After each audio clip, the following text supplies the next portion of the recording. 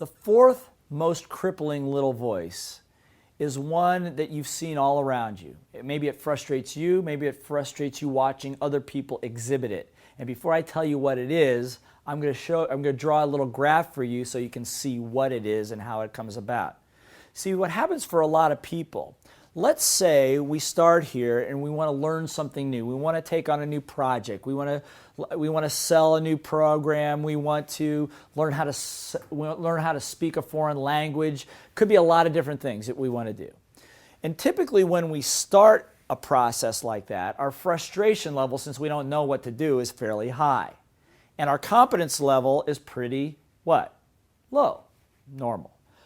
But over time, if you follow a given process, and we'll talk a little bit about this later, if you follow a given process, ultimately the frustration should go down and your competency level should come up, right? Until you get to this point I call the aha moment.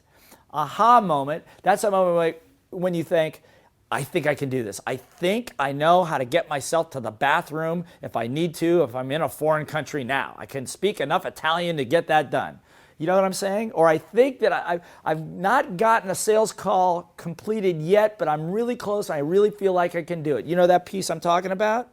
By the way, this graph is courtesy of dear friend Jim Harris in one of his books, and he talks about this in great length. But what happens here, contrary to getting to that aha moment, what happens for most people is somewhere before the aha moment, they quit. That's right. Little voice debilitating issue number 4, probably the worst of all, is quitting too soon. Most people quit just when victory is over the horizon. They don't have the stamina. They're fatigued. Their self-concept is low. They don't have the right process. They don't have a coach. They don't have a team. They don't have somebody around them to push them to keep them in the heat long enough to get to that aha moment, which then gives you the energy to move on. That's why in the programs that we do, put you into exercises so we compress the time.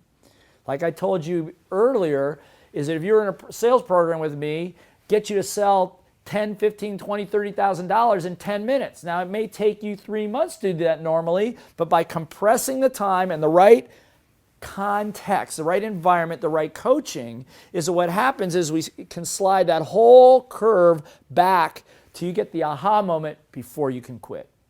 Don't quit before you should. Don't ever do that. Don't ever give up on your dreams. If they're worth doing and they're worth making mistakes, to do.